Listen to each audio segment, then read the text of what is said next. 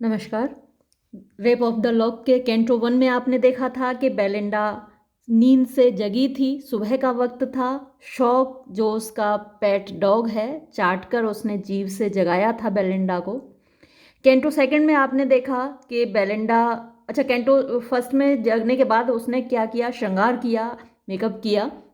और canto second में आपने देखा कि वो एक नाव में बैठकर टेम्स नदी की सैर पर निकली है। और अब कैंटो थर्ड में वो कहाँ आ पहुंची, उनकी नाव उनको लेकर, वो देखिए हैम्पटन कोर्ट में आ चुकी है।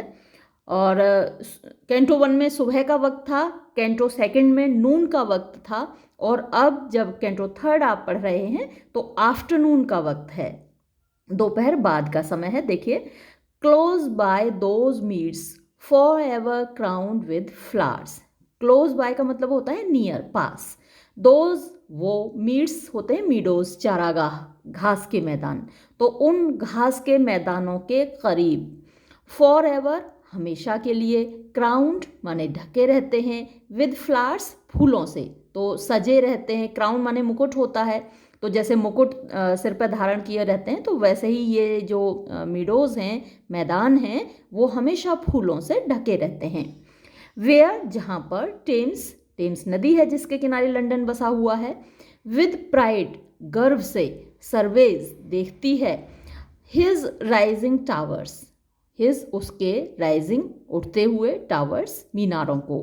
तो लंदन में बहुत सारी ऊंची ऊंची टावर्स बनी हुई हैं, मीनारें हैं, उनको टेम्स नदी देखती है गर्व से।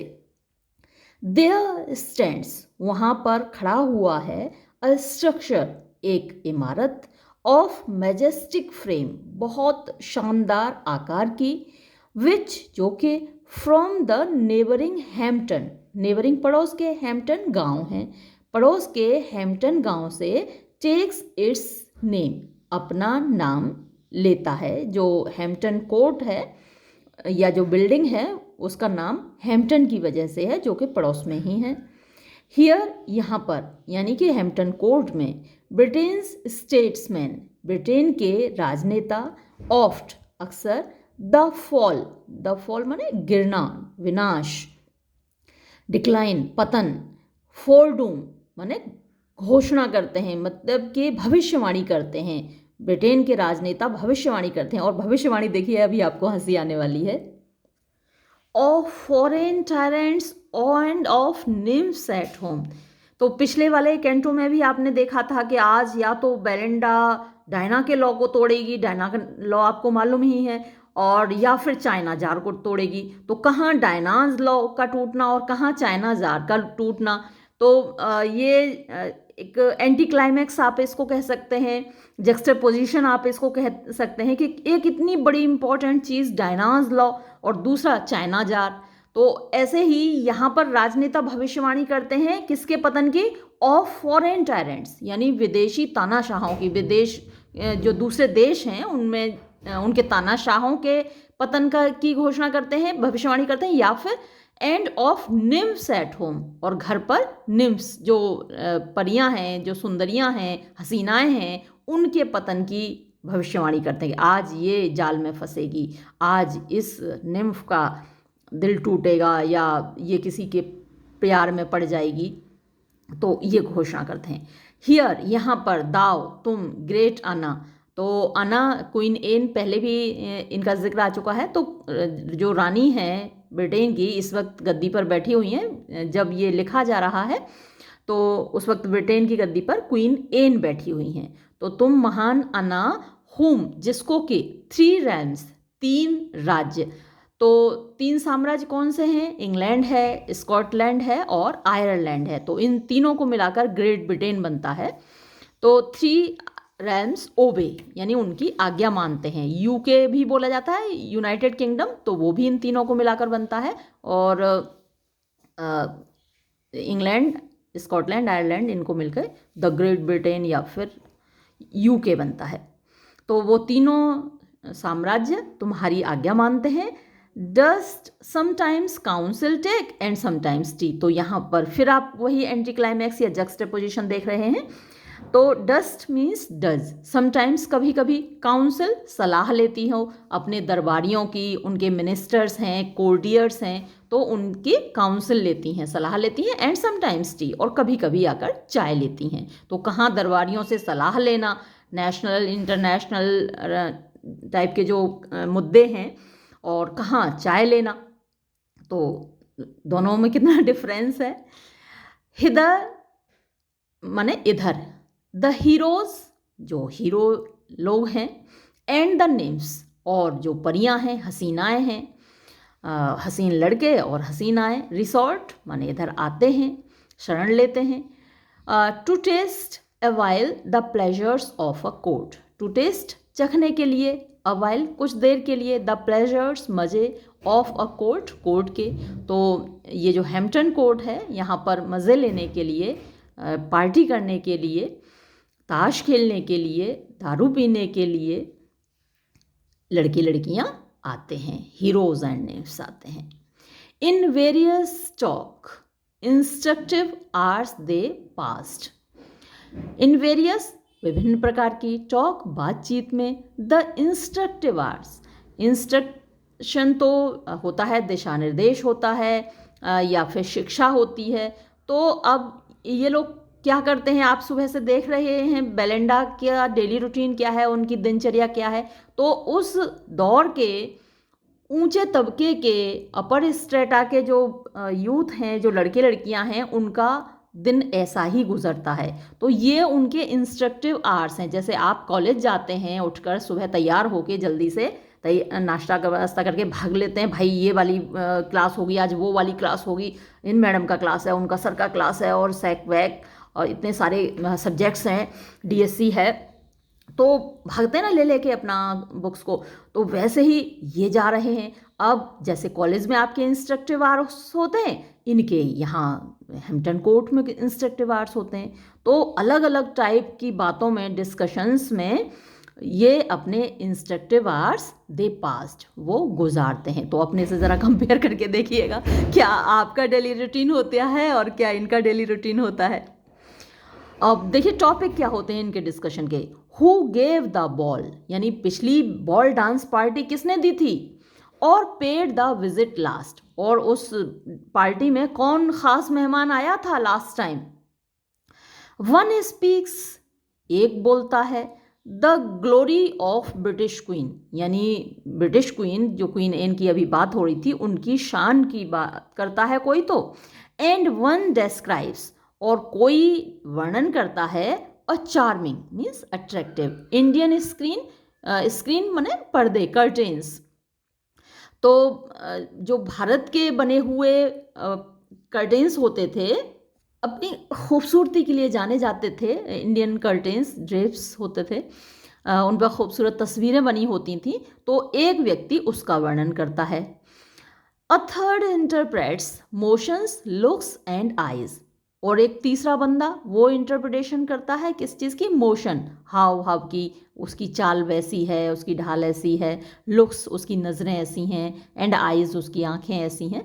तो देखिए टॉपिक्स क्या हैं डिस्कशन के, ये सारे हैं। एट एवरी वर्ड, हर शब्द पर, अ रेप्यूटेशन डाइज, एक रेप्यूटेशन मर जाती है, यानी किसी न किसी का नाम खराब हो जाता है, एक र्यूमर बन जाती है, बदनामी हो जाती है, किसी न किसी की रेप्यूटेशन ख़त्म हो जाती है। स्नफ और the fan supply each pause of chat, अब बीच बीच में क्या होता है, स्नफ, आपने देखा होगा वो पाउडर होता है टोबैको का, तंबाकू का पाउडर होता है, उसे सूंघ के नशा करते हैं, बजाय खाने के सूंघते हैं नाक से, तो उसको स्नफ बोला जाता है। एंड द फैन, और लड़कियों के हाथ में, हसीनाओं के हाथ में एक खूबसूरत पंखे होते हैं, हालांकि वहाँ पर तो ठंड पड़ती है, तो सिर्फ हवा के लिए नहीं, गर्मी लग रही है इसलिए फ़ैन नहीं होता, वो सजावटी होता है, दिखावटी होता है। तो बीच में फ़ैन चलाती है कोई लड़की।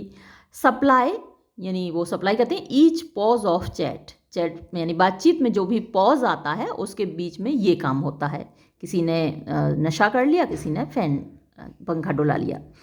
With singing, laughing, ogling and all that, तो कोई गीत गाता है, कोई हंसता है, ऑगलिंग माने तिरछी नज़र से देखना, लड़के लड़कियां एक दूसरे को तिरछी नज़र से देख रहे हैं, एंड ऑल दैट माने एट्सेट्रा। ऐसी ही बहुत सारी चीज़ें होती रहती हैं लड़के लड़कियों के बीच वहाँ पर। मीनवाइल इस बीच declining from the noon of day, declining ढलते हुए, from the noon of day तो दोपहर तो बीत चुकी है, तो दोपहर के बीच से द सन सूरज ऑब्लिकली, ऑब्लिकली माने स्लेंटिंगली तिरछा, शूट्स माने फेंकता है, हिज बर्निंग अपनी जलती हुई रे किरणें। तो जब दोपहर का समय होता है, नून टाइम होता है, तो सूरज की किरणें सीधी पड़ती हैं, डायरेक्ट पड़ती हैं धरती पर, और जब आफ्टरनून का टाइम होता है तो वो जो रेज हैं सनरेज वो स्लेंटिंग हो जाती हैं, ऑब्लिक हो जाती हैं, तो वो तिरछी किरणें फेंकता है अपनी। द हंग्री जजेस, अब देखिए तो फिर से वही एंटी क्लाइमैक्स, द हंग्री जजेस, अब दोपहर बाद का समय है, जो जजेस हैं कोर्ट में, ये वो वाला कोर्ट आ गया जो वाकई अदालत, तो ऊपर एक हैम्पटन कोर्ट था जहाँ पर के पार्टीज होती हैं, और ये जो अदालत है उसके जजेस हैं। तो भूखे जजेस सून जल्दी से द सेंटेंस साइन, सेंटेंस को साइन करते हैं। अब ज़्यादा डिस्कशन नहीं चाहिए उनको कि भाई सामने वाला बंदा दोषी है कि नहीं है, जो उसके खिलाफ विटनेस थे वो सही हैं कि गलत हैं, है ना, जो गवाह हैं या फिर जो प्रूफ हैं, प्रमाण हैं, वो सही है या गलत है, ज़्यादा अब डिस्कशन नहीं करते, क्योंकि जजेस को लगी है भूख खाने की बड़ी जल्दी, तो वो क्या करते हैं, वो जल्दी से सेंटेंस साइन करते हैं, and wretches hang that jurymen may dine, और जो रैचेस माने बेचारे कैदी, हैंग लटका दिए जाते हैं, उनको डेथ सेंटेंस दे दिया जाता है, दैट ताकि ज्यूरी मैन जो ज्यूरी के सदस्य हैं मे डाइन वो अपना डिनर कर सकें। तो उस वक्त क्या डिनर 4 बजे हो जाता था, ऐसा कहा जाता है। मैंने पढ़ा इसके बारे में, वही आफ्टरनून का समय है और यहाँ डाइन वर्ड आया, लंच वर्ड नहीं आया, तो एक जगह दे रखा था कि 4 बजे डिनर हो जाता था, तो ये आफ्टरनून में इनका डिनर हो जाए, वो खाने के लिए उन्हें जल्दी पड़ी है, इसलिए कैदी को लटका दिया जाए, भाई उसको डेथ पनिशमेंट दे दिया जाए। तो किसी व्यक्ति की लाइफ इनके भोजन से ज़्यादा इम्पोर्टेंट नहीं है। तो फिर से एक सटायर हुआ ना कोर्ट के ऊपर, कैसे अदालतें चलती थीं। हालांकि कुछ क्रिटिक्स ने इस पर ऑब्जेक्शन भी किया है कि ऐसा नहीं होता था भाई, कुछ ज़्यादा ही कर दिया ये अलेक्जेंडर पोप ने। The merchant from the exchange returns in peace and the long labours of the toilet cease. The merchant व्यापारी, फ्रॉम द एक्सचेंज तो स्टॉक एक्सचेंज होता है, रिटर्न्स वहाँ से लौटता है, इन पीस शांति से, वही थक जाता है तो शाम चुपचाप लौटता है, एंड द लॉन्ग लेबर्स और जो लंबा परिश्रम किया गया था, ऑफ द टॉयलेट यानी जो लेडीज़ हैं, महिलाएं हैं घर की, वो सजती धजती हैं पूरा दोपहर तक, तो वो सीज माने रुक जाता है। तो अब औरतों का सजना धजना रुक जाता है इस वक्त। बेलिंडा नाउ, तो जो हमारी हीरोइन है बेलिंडा, वो अब क्या करती है, हुम जिसको के थर्स्ट माने प्यास, ऑफ फेम माने प्रसिद्धि की, ख्याति की, इनवाइट्स माने आमंत्रित करती है, अपनी ओर खींच रही है, बर्न्स वो जल रही है, टू एनकाउंटर सामना करने के लिए, टू दो एडवेंचरस साहसिक नाइट्स, तो 2 एडवेंचरस नाइट्स हैं जिनका सामना करने के लिए, जिनसे डील करने के लिए मरी जा रही है, जली जा रही है, आज तो उनको वो ताश के खेल में हरा के ही रहेगी। और वो कौन सा गेम है, एट ओम्बर, ओम्बर खेल है, OMBRE है वैसे कई ज़्यादातर जगह पे spelling, at ombre singly to decide their doom, यानी ये ओम्बर गेम में 3 खिलाड़ी होते हैं, तो 2 तो वो एडवेंचरस नाइट्स हो गए और एक बेलेंडा, तो अब सिंगली माने अकेली, टू डिसाइड माने वो निर्णय करेगी, देयर डूम उनके भाग्य का, हरा के रहेगी दोनों को आज अकेली, एंड स्वेल्स हर ब्रेस्ट और उसका सीना फूलने लगा है, विद कन्क्वेस्ट उस जीत के ख्याल से ही, येट टू कम जो कि अभी होने वाली है, अभी तो ताश का खेल हुआ भी नहीं, होने वाला है, और उसमें जीत उसको लग रही है कि वो सुनिश्चित है उसकी जीत, और इसी बात से उसका सीना फूल रहा है, मारे खुशी के, मारे गर्व के, घमंड के, जो भी कहें आप। Straight the 3 bands prepare in arms to join each band the number of the sacred 9. Straight सीधे, the 3 bands तीनों बैंड, तीनों ग्रुप प्रिपेयर, तैयार होते हैं, इन आर्म्स, अपने शस्त्रों के साथ, अपने हथियारों के साथ, टू जॉइन, मुकाबला करने के लिए। ईच बैंड, हर बैंड में, the number of the sacred 9, जो संख्या है वो पवित्र 9 की संख्या है, यानी 9 ताश के पत्ते उनके पास हैं। सोन एज शी स्प्रेड्स, अच्छा ये जो नंबर 9 है, देखिए हमारे यहाँ भी इसको पवित्र माना जाता है, जो और उनके यहाँ भी पवित्र माना जाता है। यूरोप में भी नंबर 9 को सैक्रेड माना जाता है। हमारे यहाँ भी 9 ग्रह हैं, उनके भी 9 ग्रह हैं। जो संगीत की देवी हैं वो भी 9 म्यूजेस हैं। हमारी जो देवियाँ हैं वो भी 9 देवियाँ हैं। नव दुर्गा का हम व्रत रखते हैं ना, तो उसमें भी 9 देवियाँ हैं, साल में 2 बार नव दुर्गा आता है। तो ये नंबर 9 हमारे यहाँ भी है सेक्रेड और वहाँ भी है। Soon as she spreads her hand, the aerial guard descend and sit on each important card. Soon, जल्दी ही, as she spreads, जैसे ही वो फैलाती है, her hand, अपना हाथ, the aerial guard, जो हवाई सुरक्षा कर्मी हैं, यानी स्पिरिट्स उसकी सुरक्षा में लगे हुए हैं, आपने पिछले वाले कैंटो में देखा। डेसेंड, वो एकदम नीचे उतरते हैं हवा से, एंड सिट, और बैठ जाते हैं, on each important card, her important card पर, जो भी मतलब महत्वपूर्ण कार्ड है, हर कार्ड पर एक स्पिरिट बैठ जाती है। फर्स्ट, सबसे पहले एरियल परचेज, एरियल बैठता है अपॉन द मेटाडोर, मेटाडोर पर, जो मेटाडोर कार्ड है वो बहुत इंपॉर्टेंट है, सबसे ज़्यादा इंपॉर्टेंट है, तो उस पर एरियल बैठता है। Then each according to the rank they bore, और फिर हर spirit according to the rank, जो भी उनकी रैंक है, उनका स्थान है, उसके अनुसार हर एक कार्ड पे एक एक स्पिरिट बैठ जाता है। फॉर सिल्फ्स, क्योंकि ये जो सिल्फ्स हैं, जो आत्माएं हैं, स्पिरिट्स हैं, यट, अभी भी, माइंडफुल, यानी ध्यान रखती हैं, ऑफ देयर एंशियंट रेस, अपनी पुरानी प्रजाति की, यानी जब वो जिंदा थीं तो वो औरतें थीं, फीमेल थीं, और तो उनके दिमाग में मरने के बाद भी जब वो स्पिरिट्स बन गई तब भी उनको अपनी प्रजाति का ध्यान रहता है। आर हैं एज वैन वेमेन, जैसा कि जब वो औरतें थीं, वंडरस, यानी बहुत आश्चर्यजनक तरीके से, फॉन्ड, शौकीन थी, ऑफ प्लेस, अपनी जगह की। तो भाई मेरी जगह यहाँ है, मेरी जगह वहाँ है, तो औरतें अपनी जगह को लेकर खासी सजग रहती हैं, अलर्ट रहती हैं। सिमिलरली ये जो स्पिरिट्स हैं वो भी अपनी पोजीशन को लेकर, अपनी रैंक को लेकर काफ़ी अलर्ट हैं।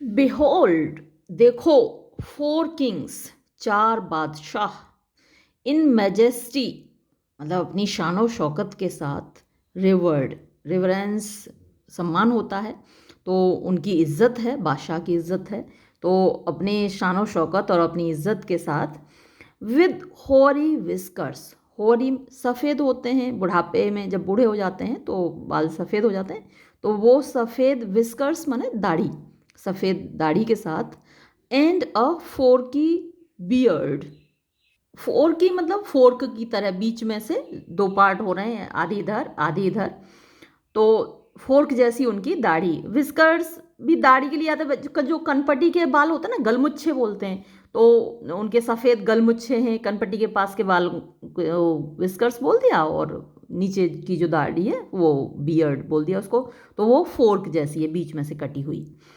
एंड 4 फेयर क्वींस, तो एलिटरेशन तो खूब लगातार चली जा रहा है, यहाँ पर भी एफ का रिपीटेशन है, तो 4 फेयर यानी गोरी होती हैं, या खूबसूरत आप कह सकते हैं, तो 4 खूबसूरत गोरी गोरी रानियां हैं। होज हैंड्स, जिनके, अरे यार, हैंड्स हाथों में, सस्टेन माने रखे हुए हैं, अ फ्लावर, एक फूल, तो रानियों के हाथ में एक एक फूल है। द एक्सप्रेसिव एम्बलम, एक्सप्रेसिव जो कि शो करता है, मैनिफेस्ट करता है, एम्बलम आप सिंबल कह सकते हैं, तो जो फ्लावर है वो बड़ा नाजुक होता है, कोमल होता है, डेलिकेट होता है, और पावरफुल तो होता नहीं है, तो वो किस चीज़ का सिंबल है, ऑफ देयर सॉफ्टर पावर, कि उनकी जो पावर है वो सॉफ्टर है, यानी कम है। तो हाथ में अगर तलवार है, हथियार है, तो वो ज़्यादा तगड़ी पावर लगती है, और फूल है हाथ में तो मतलब उनके वो सॉफ्ट हैं, उनकी ताकत सॉफ्ट है। 4 knaves, अब 4 गुलाम हैं, जैक वाला जो पत्ता है, तो 4 गुलाम हैं इन गार्ब्स सक्सिंक्ट। तो गार्ब्स यानी उनकी जो ड्रेस है वो सक्सिंक्ट माने कम है। राजा महाराजाओं की लबादा होता है, खूब तगड़ी ड्रेस होती है, रानियों की ड्रेस तगड़ी होती है, लेकिन इनकी ड्रेस गार्ब्स सक्सिंक्ट है, कम है। अ ट्रस्टी बैंड, ट्रस्टी माने जिन पर भरोसा किया जा सकता है, तो वो एक ऐसा बैंड है, ऐसा ग्रुप है, 4 का समूह है, तो वो भरोसे लायक है उनका समूह। कैप्स, टोपियां हैं, ऑन देयर हेड्स, उनके सिर पर। एंड हालबर्ड्स, हालबर्ड्स स्पीयर जैसा एक हथियार होता है, इन देयर हैंड्स, उनके हाथों में एक एक हालबर्ड है। And party coloured troops, party coloured यानी रंग बिरंगे रंगों वाले, पार्टी कलर्स वाले ट्रूप्स हैं यानी सेना है। अ शाइनिंग ट्रेन, एक चमकती हुई ट्रेन यानी वही सेना है, आर्मी है। ड्रॉ फोर्थ, वो निकल कर आते हैं, या फिर ड्रॉ तलवार खींचने के लिए भी आता है, तो अपने शस्त्रों को तान कर सामने आते हैं। टू कम्बैट, लड़ने के लिए। ऑन द वेलवेट प्लेन, तो वेलवेट मखमल होता है, प्लेन माने मैदान होता है। जो युद्ध लड़े जाते हैं वो तो सूखे मैदानों में लड़े जाते हैं, लेकिन यहाँ जो युद्ध होने वाला है वो मखमली प्लेन पर, जो मेज बिछी हुई है ताश के पत्तों की खेलने के लिए, उस पर मखमल का वेलवेट का कपड़ा है, तो उस वेलवेट प्लेन पर कम्बैट करने के लिए, युद्ध लड़ने के लिए ये सब तैयार हैं। पत्ते यानी पत्तों का डिस्क्रिप्शन है ये ताश के पत्तों का। The skilful nymph reviews her force with care, the skilful जो बहुत होशियार थी, निम्फ यानी कि बेलेंडा परी, रिव्यूज़ माने देखती है, सर्वे करती है, ऑब्जर्व करती है, हर फोर्स अपनी ताकत का, अपनी सेना का, यानी उसके पास जो ताश के पत्ते आए हैं उनको बड़े ध्यान से ऑब्जर्व करती है, विद केयर मतलब ध्यान से। लेट स्पेड बी ट्रम्प्स, तो भाई जो ट्रम्प के कार्ड होंगे, डोनाल्ड ट्रम्प नहीं है जो तुरुप के पत्ते होंगे वो स्पेड होंगे, यानी हुक्म के पत्ते तुरुप के पत्ते माने जाएंगे। शी सैड, उसने कहा, एंड ट्रम्प्स देवर, और वो तुरुप के पत्ते माने गए क्योंकि वो गेम स्टार्ट कर रही है।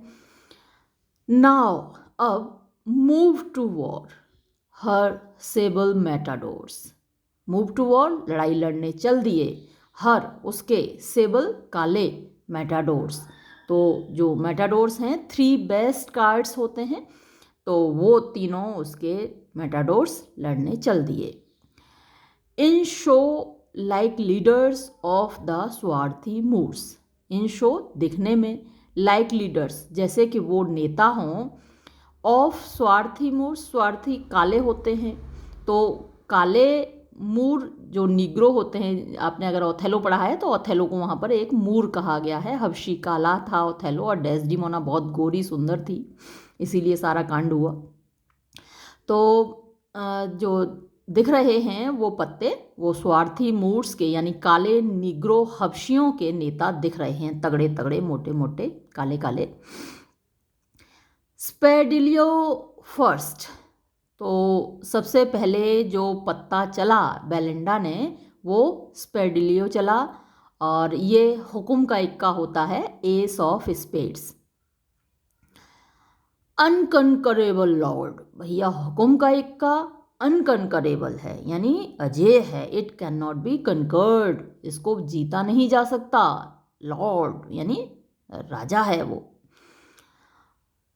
लेड ऑफ माने उठा ले गया, टू दो, कैप्टिव यानी गुलाम, ट्रम्प्स को, तो 2 तुरुप के पत्ते जो कि कमज़ोर थे उसके सामने दूसरी तरफ से चले गए। दोनों जो बैरन्स, दोनों नाइट्स हैं, उन्होंने जो 2 पत्ते चले उनको कैदी बना लिया, इम्प्रिजन कर लिया।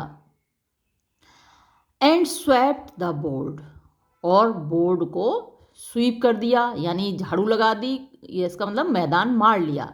युद्ध के मैदान में जब लड़ाई होती है तो विजेता मारकाट मचा जाता है और जो जिंदा बचते हैं उनको गुलाम बना ले जाता है। तो वैसे ही वो जो युद्ध का मैदान था यानी जो टेबल थी वो खाली हो गई। बेलिंडा ने उन दोनों पत्तों को जीत लिया। एज मैनी माने इतने ही, मोर और ज्यादा। तो दोबारा जब उसने पत्ता चला तो फिर से 2 और कार्ड्स उसने कैदी बना लिए। एज मैनी मोर इतने ही और यानी 2 और। मैनी लियो तो ये एक और पत्ता है, हुक्म की दुग्गी। फोर्स्ड उसने भी मजबूर कर दिया। टू यील्ड माने सरेंडर करने के लिए। तो 2 पत्ते उधर से आए जो कि नाइट्स ने चले, और उन दोनों को सरेंडर किसने करवाया? उस मैनिलियो ने, जो कि बेलिंडा ने चली है, हुक्म की दुग्गी। फिर क्या है? And marched a victor from the verdant field. तो ये जो मैनिलियो कार्ड है वो भी कैसे चला? एंड मार्च्ड, और उसने मार्च किया, चल दिया, अ विक्टर एक विजेता के रूप में, फ्रॉम द वर्डेंट फील्ड। तो वर्डेंट खुशबूदार, जब बसंत ऋतु का मैदान होता है, यानी जब बसंत होती है तो चारों तरफ हरियाली हरियाली होती है, खुशबुएं होती हैं। तो वो जो जगह होती है वर्डेंट कहलाती है, जहाँ चारों तरफ वसंत हो, हरियाली हो, खुशबू हो। अब यहाँ पर इसको वर्डेंट फील्ड क्यों कहा गया? कि जो टेबल है उस पर हरा मखमली कपड़ा बिछा हुआ है। तो उस वर्डेंट फील्ड से, हरे मखमली फील्ड से वो विक्टर के रूप में मैनिलियो निकलता है। हिम उसको basto followed but his fate more hard, gained but 1 trump and 1 plebeian card. अब जो तीसरा पत्ता चला है बेलिंडा ने, वो क्या है? बेस्टो यानी एस ऑफ क्लब्स, चिड़ी का इक्का। और तो हिम उसको, तो हिम यहाँ किसके लिए आया? मैनिलियो के लिए। तो मैनिलियो के पीछे जो तीसरा पत्ता चला वो बेस्टो है, यानी चिड़ी का इक्का, एस ऑफ क्लब्स। बट लेकिन हिज फेट उसका भाग्य, मोर हार्ड ज़्यादा कठोर था, यानी उसका भाग्य उतना मजबूत नहीं था जितना पहले 2 कार्ड्स का था। तो उसने जीत तो हासिल की, लेकिन गेन्ड बट 1 ट्रम्प। तो एक तो उसको ट्रम्प कार्ड मिला, यानी जो अभी ऊपर घोषित हुआ था ना, स्पेड बी ट्रम्प्स, तो एक तो उसको हुक्म का पत्ता मिला, द 1 प्लेबियन कार्ड। और दूसरा जो कार्ड मिला वो प्लेबियन माने ऑर्डिनरी, एक साधारण कार्ड मिला। With his broad sabre next. तो ब्रॉड माने चौड़ी, सेबर मतलब तलवार कह सकते हैं, सोड कह सकते हैं। तो आगे इसके बाद जो आया अपनी चौड़ी तलवार के साथ, अ चीफ इन ईयर्स, यानी ईयर्स में चीफ है मतलब कि बूढ़ा है। द होरी माने सफ़ेद बालों वाला, majesty Raja, of spades, spades का यानी हुक्म का बादशाह, एपियर्स सामने आया। ये PNTS नहीं होगा, PUTS, puts forth 1 manly leg. तो पुट्स फोर्थ सामने रखता है, 1 एक मैनली अपनी मर्दानगी वाली यानी मैस्कुलिन, लेग टांग, टू साइड यानी हमारी नज़र के सामने, रिवील्ड दिखाई देती है। तो उसकी एक टांग सामने दिखाई दे रही है जिसको वो सामने रखता है। द रेस्ट बाकी, यानी उसकी जो दूसरी टांग है या फिर उसका जो बाकी का शरीर है। हिज मैनी कलर्ड उसका बहुरंगी, बहुत सारे रंगों वाला, रोब माने जो उसका गारमेंट है, उसने पोशाक पहन रखी है, कंसील्ड उसने छिपा रखा था। तो उसकी एक टांग दिखाई दे रही है मैस्कुलिन, और बाकी की जो उसकी बॉडी है या फिर दूसरी टांग उसकी मल्टी कलर्ड रोब में छिपी हुई है। द रिबेल नेव। अब द रिबेल माने विद्रोही, नेव गुलाम। तो राजा के सामने जो पत्ता आया वो कौन सा आया? गुलाम का पत्ता आया। तो भाई गुलाम अगर राजा के सामने लड़ने के लिए खड़ा हो रहा है तो उसको क्या माना जाएगा? रिबेल माना जाएगा, विद्रोही माना जाएगा। तो सामने से गुलाम आया। हु जो कि डेयर्स हिम्मत कर रहा है, दुस्साहस कर रहा है। हिज प्रिंस यानी अपने राजा को एंगेज, अच्छा राजा के सामने लड़ने का दुस्साहस कर रहा है, डेयर डेविल बन रहा है। अब क्या हुआ, प्रूफ्स साबित हुआ, द जस्ट यानी न्याय संगत तरीके से, विक्टिम शिकार of his royal rage, royal शाही रेज गुस्सा रॉथ, तो राजा के शाही गुस्से का शिकार हुआ कौन, नेव।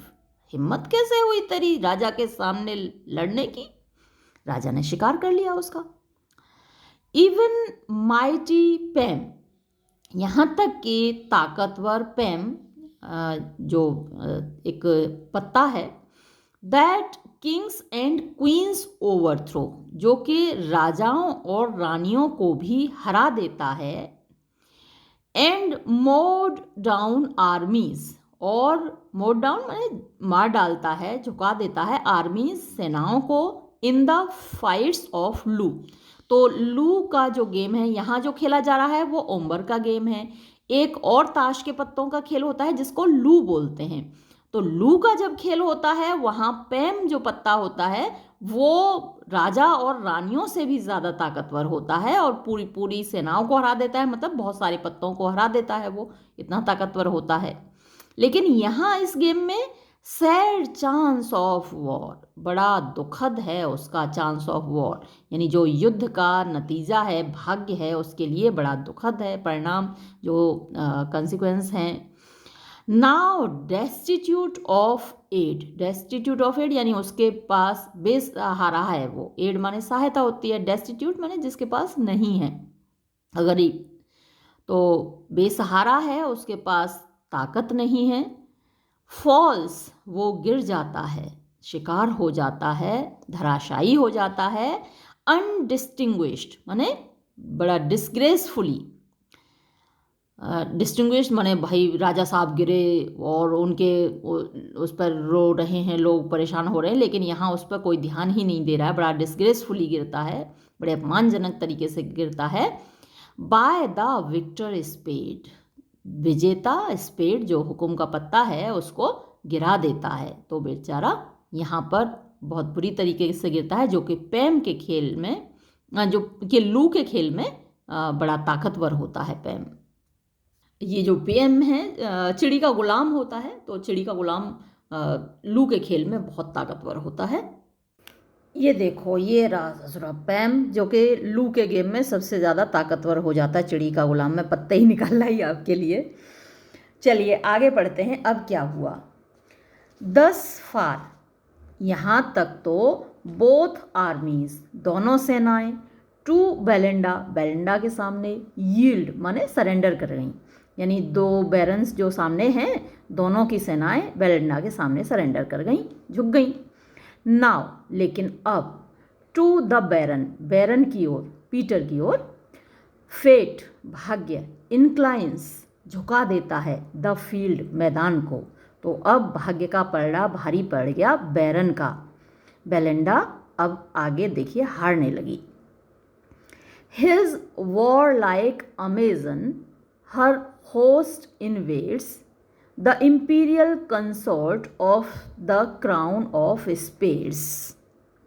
हिज वॉर लाइक अमेजन, तो अमेजन एक प्रजाति होती थी जो कि महिलाएं बड़ी लड़ाका होती थी, लड़ाका औरतों की प्रजाति होती थी Amazon.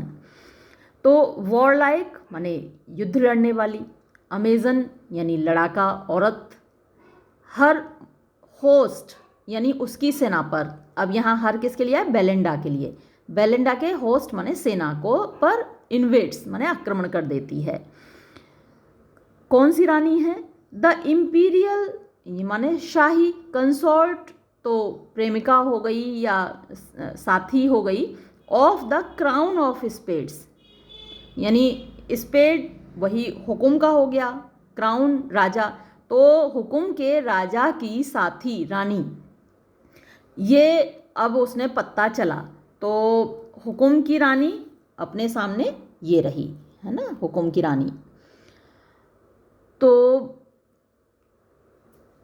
The clubs black tyrant first her victim died. तो उसका पहला शिकार कौन हुआ? क्लब्स ब्लैक टायरेंट यानी चिड़ी का बादशाह। तो अपना ये रहा चिड़ी का बादशाह, ये बना उसका पहला शिकार क्योंकि वो हुकुम की रानी है। Her first victim spite of his haughty mind and barbarous pride. तो अभी जो मैंने आपको दिखाया चिड़ी का बादशाह, तो स्पाइट ऑफ का मतलब बावजूद, हिज हॉटी मतलब घमंड से भरा हुआ, माइंड माने बिहेवियर, उसका जो हाव भाव है बड़ा घमंड से भरा हुआ है। एंड बारबरस प्राइड, बारबरस जंगली टाइप का, प्राइड वो घमंड उसमें भरा हुआ है। What boots the regal circle on his head, यानी अब किस मतलब का रहा? रीगल माने रॉयल, शाही, सर्कल यानी वो जो मुकुट रखा हुआ है उसके सिर पर, अब वो किस काम का रहा? His giant limbs, उसके बड़े बड़े जो अंग हैं, राजा लंबा चौड़ा है और उसके अंग लंबे चौड़े हैं, तो giant limbs in state unwieldy spread, यानी बड़ी दुर्दशा में पड़े हुए हैं, हार गया ना, मारा गया राजा। That long behind he trails his pompous robe, और पीछे उसका छाया हुआ है, लटका हुआ है पोम्पस रोब, उसका जो शाही पोशाक है वो भी पीछे लटकी हुई है, किसी काम की नहीं है। एंड ऑफ ऑल मोनार्क्स, और सारे राजाओं में से ओनली ग्रास्प्स द ग्लोब, केवल उसके हाथ में राजदंड लगा हुआ है। तो ये जो राजदंड है देखिए इसके हाथ में लगा हुआ है। हालांकि एक राजा के हाथ में तलवार दिख रही है हमको, एक राजा के हाथ में फरसा दिख रहा है, और ये जो राजदंड है केवल इसके हाथ में है। तो अब ये किस काम का है? सारे राजाओं में से केवल उसके हाथ में लगा हुआ है और अब ये मारा गया। The baron now his diamond pours apace, अब बैरन यानी कि पीटर, नाउ अब हिज डायमंड्स, अपने डायमंड हिंदी में ईंट बोलते हैं, तो ईंट के पत्ते होते हैं। अब ये है जैसे क्वीन है, क्वीन ऑफ डायमंड्स है ये, तो अब अपने ईंट के पत्ते तेजी से चलता है। एपेस, पोर्स माने डालता है, एपेस माने तेजी से, एक के बाद एक, one after another. The embroidered king who shoes but half his face, तो एम्ब्रॉयडर माने अच्छे कपड़े पहना हुआ, एम्ब्रॉयडर कढ़ाई होती है, तो कढ़ाई वाले शाही कपड़े पहना हुआ राजा। हु शूज जो कि दिखाता है, बट केवल हाफ हिज फेस, अपना आधा चेहरा। तो जो डायमंड वाला किंग है वो अपना आधा चेहरा दिखाता है। अब मैं आपको सारे राजा दिखाऊं तो देखिए, ये हुकुम का बादशाह है, इसका पूरा चेहरा दिख रहा है। ये पान का बादशाह है, इसका पूरा हार्ट्स वाला बादशाह, इसका भी पूरा चेहरा दिख रहा है। ये चिड़ी का बादशाह है, देखिए इसका भी पूरा चेहरा दिख रहा है। लेकिन ये है ईंट का बादशाह यानी किंग ऑफ डायमंड्स, इसका चेहरा आधा दिख रहा है। तो जो अभी अलेक्जेंडर पोप ने कहा, the embroider king who shoes but half his face, बस जिसका आधा चेहरा दिख रहा है। एंड हिज रिफल्जेंट क्वीन, और उसकी रिफल्जेंट चमकती हुई दमकती हुई रानी। तो रानियां तो लगभग सारी ऐसी एक जैसी दिख रही हैं। ये देखिए ये डायमंड्स की रानी है, उसकी दमकती हुई रानी। विद पावर्स कंबाइंड, अब राजा और रानी दोनों की पावर कंबाइन हो गई, दोनों ने अपनी ताकत मिला के of broken troops and easy conquest find, दोनों ने मिलकर जो ब्रोकन ट्रूप्स हैं यानी बेलिंडा की टूटी फूटी सेना है, बिखर चुकी है बिखरी हुई सेना को, एन ईजी कंक्वेस्ट यानी आसान विजय उनको फाइंड माने मिल गई दोनों को, राजा रानी को। Clubs diamonds hearts in wild disorder seen, तो अब ये जो इनके पत्ते हैं, क्लब्स चिड़ी होती है, डायमंड्स मैंने अभी आपको बताया ईंट होती है, और हार्ट्स ये जो पान का पत्ता होता है ना, ये देखो ये हम इसको पान बोलते हैं और ये हार्ट बोलते हैं। और hearts in wild disorder seen, तो सब तितर बितर पड़े हुए हैं। विद थ्रोंग्स प्रोमिस्क्यूअस, तो जो थ्रोंग्स मतलब भीड़ भड़ाका होता है, क्राउड होता है, तो सारे पत्ते प्रोमिस्क्यूअस मीन्स वही डिसऑर्डरली फॉर्म में पड़े हुए हैं। स्ट्रून बिखरे हुए। द लेवल ग्रीन, लेवल माने समतल, ग्रीन जो हरी टेबल है, टेबल पे हरा कपड़ा बिछा हुआ है, तो उस पर ये सारे पत्ते तितर बितर पड़े हुए हैं, पूरे बेलेंडा के पत्ते। दस, इस प्रकार, व्हेन डिस्पर्स्ड, जब छितरा दिया जाता है, अ राउटेड आर्मी, यानी एक हारी हुई सेना, रन्स, दौड़ती है। तो जब हार जाती है सेना और छितरा दी जाती है तो वो दौड़ती है। ऑफ एशियाज ट्रूप्स, एशिया के ट्रूप्स की यानी टुकड़ियों की, एशिया की जो टुकड़ियां हैं उनकी सेना। एंड अफ्रीका सेबल सन्स, और अफ्रीका के जो काले काले बेटे हैं उनकी सेना दौड़ती है। तो देखिए हमेशा एशिया वालों को, अफ्रीका वालों को ये नफ़रत की नज़र से, तिरस्कार की नज़र से उनको नीचा ही समझते हैं, तो उनकी सेना दौड़ती है जब हार जाती है। अंग्रेज़ों की सेना नहीं बताएंगे। With like confusion different Nations fly, यानी इसी तरह कन्फ्यूज़ होकर, घबरा कर, डिफरेंट नेशंस, अलग अलग देश, अलग अलग देशों की सेना, फ्लाई, भागती है। तो वैसे ही इस वक्त बेलेंडा के पत्ते घबरा कर, हार कर भाग रहे थे, तितर बितर पड़े हुए थे। ऑफ वेरियस हैबिट, यानी अलग अलग सिविलाइजेशंस के, अलग अलग देशों के, या अलग अलग तौर तरीक़ों से रहने वाले, अलग अलग रीति रिवाजों को मानने वाले। जैसे इनहेबिट माने रहना, तो अलग अलग देशों के निवासी। And of various dye, dye रंग होता है, तो कोई गोरा है, कोई काला है, कोई रेड है, रेड इंडियंस। तो अलग अलग रंगों वाले लोग, उनकी सेना जैसे भागती है हारने पर। द पियर्स्ड बटालियंस, पियर्स्ड यानी जिनके बीच में घुस गए राजा और रानी पीटर के। तो पियर्स बटालियंस माने सेना। डिसयूनाइटेड फॉल, अब वो यूनाइटेड तो रही नहीं, एकत्रित तो रही नहीं सेना, तो डिसयूनाइटेड हो गई, तितर बितर सेना गिर पड़ती है। इन हीप्स ऑन हीप्स, हीप ढेर होता है, तो ढेर के ढेर, एक के ऊपर एक लाशें गिर रही हैं। One fate overwhelms them all, एक ही तरह का भाग्य, ओवरवेल्म्स माने छाया हुआ है, देम ऑल उन सब के ऊपर, तो उन सब का भाग्य एक जैसा ही है, यानी सारे पत्ते बेलेंडा के हार रहे हैं। The knave of diamonds tries his wily arts, the knave of diamonds यानी ईंट का गुलाम, ट्राइज यानी कोशिश करता है, हिज विली आर्ट्स माने अपनी कनिंग आर्ट, अपनी जो चालाकियाँ हैं, ट्रिक्स हैं, अपनी चालें आजमाता है। एंड विंस, और जीत लेता है। ओह शेमफुल चांस, अरे कितना शर्मनाक चांस है, दुर्योग है। एक तो संयोग होता है और एक दुर्योग होता है, तो यहाँ दुर्योग है, शर्मनाक है। द क्वीन ऑफ हार्ट्स, तो रानी को जीत लेता है, क्वीन ऑफ हार्ट्स को, पानकी बेगम को जीत लेता है। तो लड़ाइयाँ जब होती हैं, देखिए वैसे तो ये सटायर है और यहाँ हंसने वाली बात है कि ग़ुलाम रानी को जीत लेता है, शर्म की बात है। लेकिन जहाँ युद्ध होते हैं और जो सेना हार जाती है, जो राजा हार जाता है, उनकी औरतों के साथ, उनकी रानियों के साथ कैसा दुराचार होता है जीतने वाली सेनाओं के द्वारा, है ना। तो ये सीरियसली भी होता है, इन रियल होता है। तो यहाँ गेम में ऐसा हुआ कि ग़ुलाम ने बेगम को जीत लिया। एट दिस, इस पर, द ब्लड द वर्जिन्स चीक फॉरसुक, यानी जब ये हुआ और ये बेलेंडा की रानी है, बेलेंडा ने रानी चली है और उसको ग़ुलाम ने जीत लिया जो कि बैरन ने चला था। तो ब्लड माने खून, वर्जिन्स चीक्स यानी बेलेंडा के गालों का, ब्लड फॉरसुक माने उसे छोड़कर चला गया, यानी जो लाल रंग था, गुलाबी रंग था उसके गालों का, वो उड़ गया। अ लिविड पेलनेस स्प्रेड्स, तो अब उसके मुर्दानगी सी छा जाती है, जैसे बिल्कुल बेरंग हो जाते हैं, पीले पड़ जाते हैं, तो पीलापन स्प्रेड्स छा जाता है। ओवर ऑल हर लुक, उसके पूरे चेहरे पर। शी सीज, वो देखती है।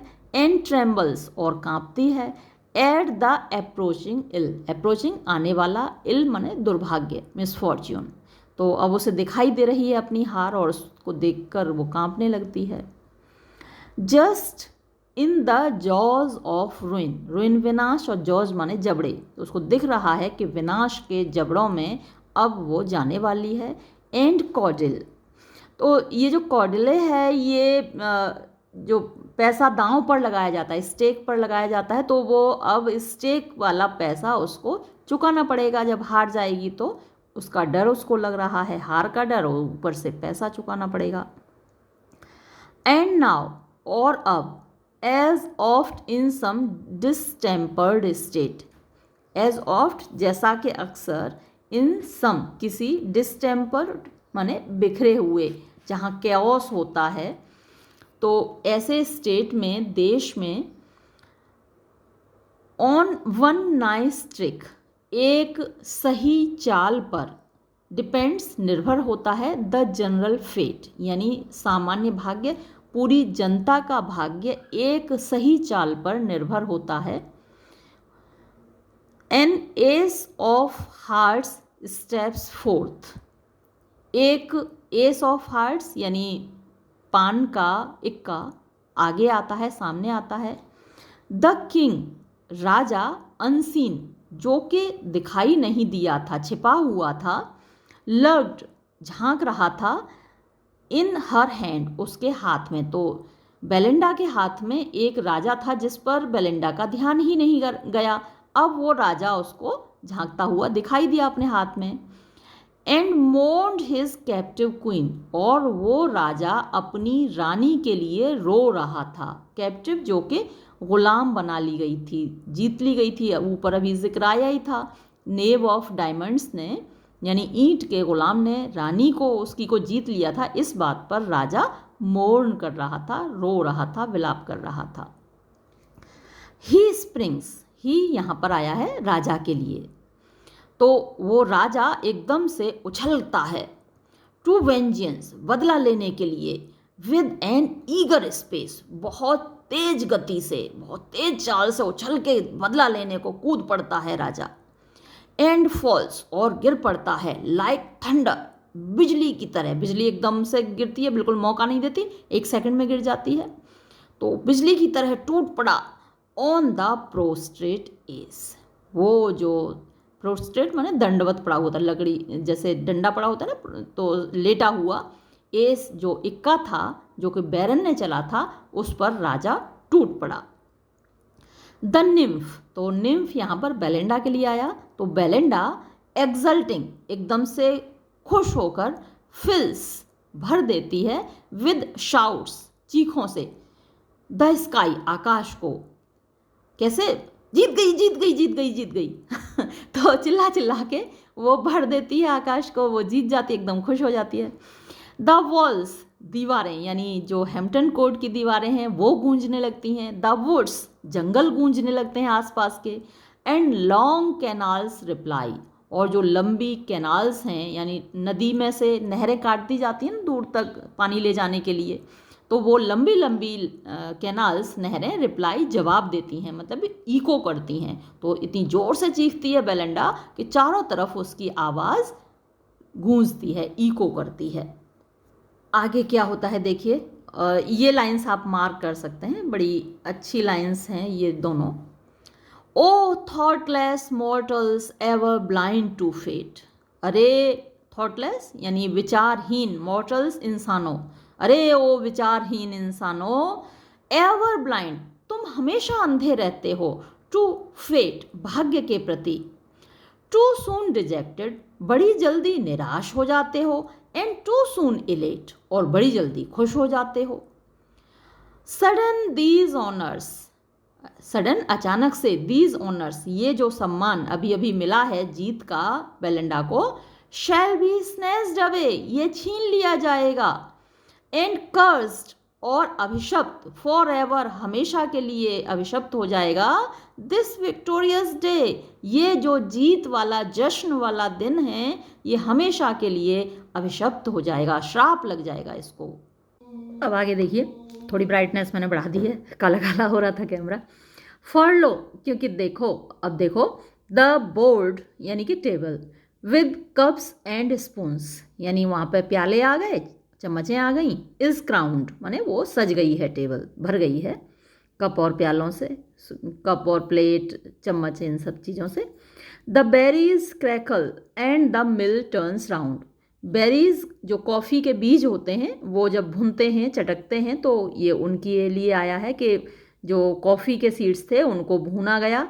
And the mill turns round, और मिल चक्की होती है, गोल गोल घूमती है, तो वो पीसे जाते हैं कॉफ़ी के बीज, भून के उनको पीसा गया। On shining altars of Japan they raise. Shining चमकती हुई अल्टर बेदी होती है, ऑफ जापान, जापान की, तो जो मेजें हैं वो जापानीज़ हैं। दे रेज, उस पर वो उठाते हैं, उस पर वो लाते हैं। द सिल्वर लैम्प, चांदी की लैम्प, यानी जैसे कि एक पूजा हो रही हो तो अल्टर बेदी होती है जिस पर पूजा होती है, तो वैसे ही वो चमकती हुई मेजें हैं और उन पर बहुत सारी चीज़ें ये आ गई हैं। द फायरी स्पिरिट्स ब्लेज, तो जो चांदी की लैंप है उसको फायरी स्पिरिट्स यानी आग की देवी या आग की जो स्पिरिट्स हैं, आत्माएं हैं, वो ब्लेज माने जलाती हैं, तो आग जल रही है, लैंप जल रही है। तो थोड़ा सा शाम का वक्त हो चुका है, मतलब अंधेरा सा हो चुका है, तो लैंप वहाँ पे जलने लगी। From silver sprouts the grateful liquors glide. From silver sprouts यानी जो चांदी की केतलियाँ हैं उनसे द ग्रेटफुल लिकर्स, ग्रेटफुल माने कृतज्ञ होता है। अब लिकर ग्रेटफुल नहीं होगा, जो लोग हैं वो ग्रेटफुल हैं, यानी ग्रेटफुली वो एक्सेप्ट कर रहे हैं, उनको कॉफ़ी परोसी जा रही है और वो ग्रेटफुल तरीके से कृतज्ञ होते हुए उसको एक्सेप्ट कर रहे हैं। तो लिकर ग्रेटफुल नहीं है, तो ये कौन सा फिगर ऑफ स्पीच हुआ? ट्रांसफर्ड एपिथेट हुआ। लोग ग्रेटफुल हैं और यहाँ पर उन्होंने यूज़ किया है ग्रेटफुल लिकर्स ग्लाइड, माने तैरते हुए आते हैं, तो चांदी की केतली से निकलता हुआ लिकर आता है। While China's earth receives the smoking tide, जबकि चाइनाज अर्थ जो प्याले हैं वो चीनी मिट्टी के बने हुए हैं, तो उन प्यालों में रिसीव्स प्राप्त किया जाता है। द स्मोकिंग टाइड यानी धुआं उठता हुआ, टाइड माने ज्वार, तो जो चाय है उसके लिए स्मोकिंग टाइड वर्ड यूज़ हुआ है। उन कपों में कॉफ़ी डाली जा रही है। At once they gratify their scent and taste, तो जो कॉफ़ी डाली जा रही है, जो लिक्विड डाला जा रहा है, वो क्या कर रहा है? ग्रेटिफाई माने सेटिस्फाई कर रहा है, संतुष्ट कर रहा है, आराम दे रहा है, सुकून दे रहा है। किस चीज़ को? देयर सेंट, तो उनका सेंस ऑफ स्मेल यानी उनकी नाक भी सेटिस्फाई हो रही है और टेस्ट, उनकी जीभ भी सेटिस्फाई हो रही है। And frequent cups prolong the rich repast, frequent माने बार बार, एक कप पीने से काम नहीं चल रहा है, बार बार कप भरे जा रहे हैं और पिए जा रहे हैं। प्रोलॉन्ग यानी और लंबा कर देते हैं। द रिच जो पहले से ही रिच है, भरी पूरी है। रिपास्ट दावत को बोलते हैं, फीस्ट को बोलते हैं, बातचीत को भी बोलते हैं, तो जो उनकी बैठक है लंबी चल रही है उसको और लंबा कर देते हैं, या फिर उनकी फीस्ट है जो लंबी चल रही है उसको और लंबा कर देते हैं। Straight hover round the fair, straight माने सीधा ऊपर, होवर माने घूम रहे हैं। राउंड द फेयर, फेयर यहाँ पर फिर बेलेंडा के लिए आया है, यानी बेलेंडा के चारों ओर ठीक ऊपर घूम रहे हैं। हर एयरी बैंड, हर उसका यानी बेलेंडा का, एयरी मीन्स हवाई, बैंड माने जो उसकी ग्रुप है, जो स्पिरिट्स हैं उसकी रखवाली कर रही हैं, उसकी सेना है, जस्ट बेलेंडा के सिर के ऊपर गोल गोल घूम रही है। सम कुछ, तो कुछ spirits, some spirits. As she sipped, जब वो सिप ले रही है, कॉफ़ी पी रही है। द फ्यूमिंग लिकर, फ्यूमिंग यानी जिसमें से धुआं उठ रहा है, लिकर वही जो लिक्विड है कॉफ़ी की। फैंड उसको फैन कर रही हैं, यानी ज़्यादा गरम गरम कॉफ़ी से उसके होंठ न जल जाएं, जीभ न जल जाए बेलेंडा की, तो उसको पंखा कर रही हैं। सम कुछ, तो कुछ सिल्फ हैं जो स्पिरिट्स हैं, आत्माएं। ओवर हर लैप, वो उसकी लैप के ऊपर, उसकी गोद के ऊपर घूम रही हैं। देयर केयरफुल प्लूम्स, यानी अपने प्लूम्स माने पंख हैं। केयरफुल, तो अब फिर से देखिए एक ट्रांसफर्ड एपिथेट का फिर एग्जाम्पल है। जो प्लूम्स केयरफुल नहीं है वो सिल्फ्स या फिर वो स्पिरिट्स केयरफुल हैं, और केयरफुली उन्होंने अपने प्लूम्स बिछाए हुए हैं उसकी गोद में, डिस्प्लेड माने फैलाए हुए हैं, बिछाए हुए हैं। क्यों बिछाए हुए हैं? ट्रेम्बलिंग, वो कांप रही हैं, एंड कॉन्शियस, और वो सचेत हैं, अलर्ट हैं, of the rich brocade. Rich माने महंगा, ब्रोकेड जो उसकी पोशाक है वो कढ़े हुए एम्ब्रॉयडर्ड क्लॉथ से बनी हुई है, और वो कपड़ा बहुत महंगा है। तो बेलिंडा की ये महंगी खूबसूरत ड्रेस पे कहीं ऐसा ना हो कॉफ़ी गिर जाए, वो गंदी हो जाए, ख़राब हो जाए, तो बहुत सारी सिल्फ्स वहाँ पर उसके ड्रेस के ऊपर अपने पंख फैला कर बैठी हैं केयरफुली। अब ये मैंने भी अंडरलाइन किया हुआ है, आप भी अंडरलाइन कर लीजिए। वैसे तो इसका एक एक कपलेट याद रखने लायक है, मेमोरेबल है और मार्क करने लायक है, लेकिन कुछ ज़्यादा ही अच्छे हैं और सटायरिकल हैं। तो ये वाली जो दो लाइंस मैंने अंडरलाइन की हुई हैं ये काफ़ी सटायरिकल हैं। Coffee which makes the politicians wise and see through all things with his half shut eyes. तो एक सटायर है पॉलिटिशियंस पर, क्योंकि वो बार बार कॉफ़ी हाउसेस में जाते रहते थे पॉलिटिशियंस। वैसे तो आज भी पॉलिटिशियंस के पास कुछ काम तो है नहीं, सिर्फ जो हमारा टैक्स का पैसा है उसको कहाँ कैसे खर्च करना है और नई नई योजनाओं में देना है, कुछ थोड़ा सा टेबल के नीचे से खुद भी लेना है, इसी में लगे रहते हैं वो। तो उस वक्त भी पॉलिटिशियंस हमेशा से ऐसे ही रहे हैं। भाई अच्छे भी होते हैं, मैं ये नहीं कह रही। तो ये सटायर उन पॉलिटिशियंस पर है कि कॉफ़ी विच मेक्स, जो बना देती है द पॉलिटिशियन, राजनेता को, वाइज, बुद्धिमान, क्योंकि इसीलिए वो बार बार जाते हैं कॉफ़ी पीने। एंड सी, और फिर वो देख पाते हैं, थ्रू ऑल थिंग्स, सारी चीज़ों के आर पार, with his half shut eyes, अपनी अधखुली आँखों से, आधी बंद आँखों से। तो जब हम कुछ सोच रहे होते हैं हमारी आंखें आधी खुली होती हैं, आधी बंद होती हैं। ऐसा ही मज़े से वो कॉफ़ी पी रहे हैं पॉलिटिशियंस, और आधी आंखें खुली हुई हैं, आधी बंद हैं नशे में, और ऐसा लग रहा है जैसे सारी दुनिया जहान की उनको चिंता है, पूरे देश की उनको चिंता है ना। कुछ देश के विकास के लिए, डेवलपमेंट के लिए प्लान बना रहे हैं। तो ये कॉफ़ी इस वक्त ये लोग पी रहे हैं। तो इस कॉफ़ी ने देखिए क्या असर किया। पॉलिटिशियंस को तो वाइज बना ही देती है, यहाँ बैरन को भी यानी पीटर को भी वाइज बना दिया उसने। कैसे? देखिए, सेंट अप, तो उस कॉफ़ी ने भेजा ऊपर को, इन वेपर्स, धुएं के साथ, यानी जो भाप उठ रही है कॉफ़ी से उस भाप के साथ, टू द बैरन्स ब्रेन, बैरन के दिमाग में। क्या भेजा? न्यू स्ट्रेटाजेम्स, यानी नई स्ट्रेटेजी, नई स्कीम, नया plan. The radiant look to gain, radiant means bright, brilliant. ये लुक नहीं होगा, यहाँ लॉक होगा, LOC के लॉक, जो बेलिंडा का बालों का लट है उसको टू गेन, हासिल करने का नया प्लान उसके दिमाग में आया। सीज, अरे रुक जाओ, उस प्लान के लिए यहाँ पर उसको डिवाइन वार्निंग दी जा रही है। सीज, अरे रुक जाओ, रैश यूथ, जल्दबाज युवक, जल्दबाज लड़के, रुक जा। डेसिस्ट, यानी अपने आप को कंट्रोल करो, refrain, control your self. Air माने बिफोर, इससे पहले कि टिज टू लेट, बहुत ज़्यादा देर हो जाए उससे पहले रुक जा लड़के। फियर, डरो, द जस्ट गॉड्स, जस्ट न्याय संगत, गॉड्स देवताओं से, क्योंकि देवता न्याय करके ही रहते हैं और तुम्हें दंड मिलेगा, इसके लिए सज़ा मिलेगी, रुक जा लड़के। एंड थिंक, और सोचो, ऑफ सिलाज फेट, सिला का भाग्य क्या हुआ था, सोचो जरा उसके बारे में। अब आप सोच रहे होंगे ये सिला कौन है भाई, यहाँ कहाँ से आ गई? सिला एक लड़की थी, उसके पिता राजा थे। यूनान की ये एक मिथ है, पौराणिक कथा है। तो मेगारा के राजा थे सिला के पिताजी, नाम था उनका नायसस। अब ये जो नाइसस है मेगारा का राजा, इसकी दुश्मनी थी मिनोस से। मिनोस इस राज्य पर कब्जा करना चाहता था।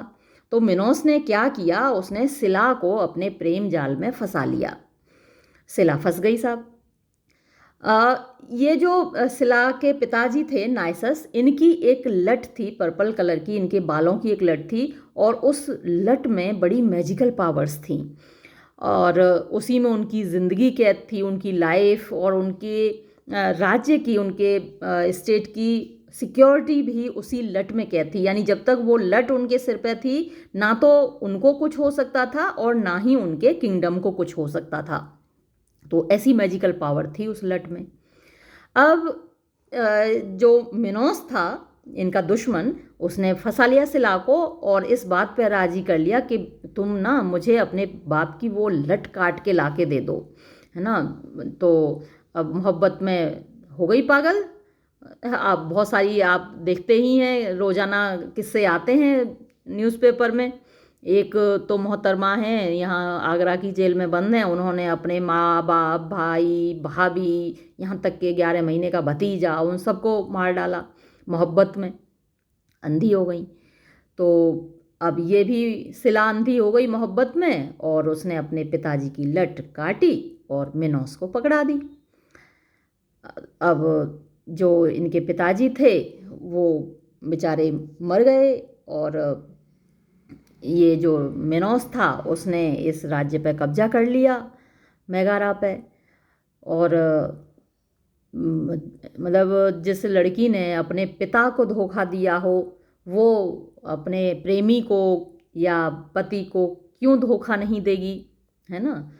तो ये सोच के इसने, मिनोस ने उसको अपनाया भी नहीं, उसको फेंक दिया समुद्र में और वो एक चिड़िया बन गई, वो भी मर गई।